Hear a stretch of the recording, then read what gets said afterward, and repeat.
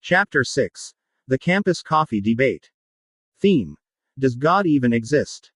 Unbeliever. Liam, a sharp, confident atheist philosophy major who thrives on debate and logic. Setting. A bustling university cafe, packed with students, books, and espresso machines. The campus coffeehouse buzzed with energy, students with laptops, whispered cramming, and the occasional burst of laughter. Amid the organized chaos sat Liam, sipping a cold brew like it was ammunition. Across from him sat Daniel, relaxed but alert, his Bible closed beside a small cup of tea. "So," Liam said, leaning back, "you believe in an invisible sky God who made everything, listens to prayers, and, despite being all-powerful, lets the world burn." Daniel smiled calmly. "I believe in a God who is real, personal, and stepped into our broken world through Jesus."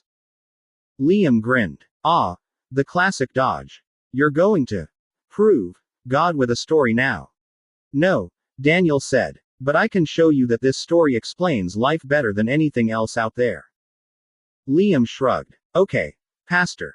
Go ahead. Tell me why your God exists." Daniel leaned forward. "Let's start with something we both agree on. Truth exists. Logic exists. Morality exists. These are real, immaterial things we rely on every day." Liam nodded cautiously. "Sure. But we don't need God for that. Morality is evolutionary. Logic is built into our brains. Truth is subjective." Daniel opened his Bible to Romans chapter 1 verse 20. "For since the creation of the world God's invisible qualities, his eternal power and divine nature, have been clearly seen, being understood from what has been made, so that people are without excuse." "Liam," he said, "if the universe came from nothing, and we're all just atoms colliding, why trust your reasoning at all? Why believe anything your brain tells you?" Liam smirked. "Because it works. Science works. Reason works." "But if we're just chemical reactions," Daniel replied, "then everything, including your thoughts, is just a product of physics, not logic. That's not reason. That's determinism in disguise." Liam paused. His smile faded slightly. "Besides," Daniel continued, "if morality is just evolutionary, then things like rape or genocide are only socially inconvenient, not objectively wrong." "That's not fair," Liam snapped. "I care deeply about justice." "I believe you," Daniel said.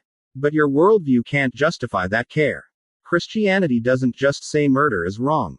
It says humans have value because they are made in the image of God. Genesis chapter 1 verse 27. Liam folded his arms. "But where's your evidence? Where's your proof of God?" Daniel pointed out the window. "Everything," he said. "Design in the universe. The fine-tuning of physics. DNA. Code more complex than anything humans have ever written. Beauty. Love, logic, conscience, desire. All signs pointing beyond." Liam narrowed his eyes. "But that's just a gap argument. We can't explain it, so it must be God." Daniel shook his head. "No, I'm not saying God fills the gaps. I'm saying God is the foundation. Without him, nothing makes sense. Not the mind, not morality, not meaning." Liam leaned forward, thoughtful now.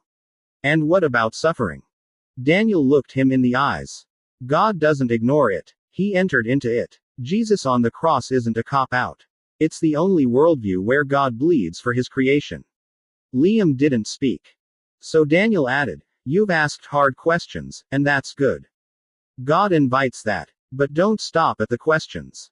Be willing to ask what answer explains the world best." Liam stared at the Bible. "Do you ever doubt?" "Sometimes," Daniel said. "But I've found God's truth has room for doubt. Doubt can be a door, not a wall." Liam stood up slowly. "I'll think about it," he said. "Not because you won, but because you actually listened." Daniel smiled. "Then it's a good day."